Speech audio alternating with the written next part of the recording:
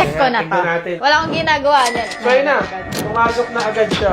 Hi guys, kasama natin si Princess Tan. At ngayon yung first encashment niya dito sa Iconite. Okay lang, pakita mo natin yung account mo sa kanila. Yes, ayan. Isa lang yung na-refer ko, pero yung kinita ko is 29,000. Wala akong ginagawa, guys. Talagang pag-open ko lang siya, nakikita ko may pumapasok na agad sa akin. Kasi yung isa kong na-refer, siya na din yung nag-work. Ngayon naman, ipakita naman natin sa kanila paano siya i-encash. Diba? Okay. Real time kasi yan, makukuha agad Makukuha din agad. ng commission. So ayan, request payout lang.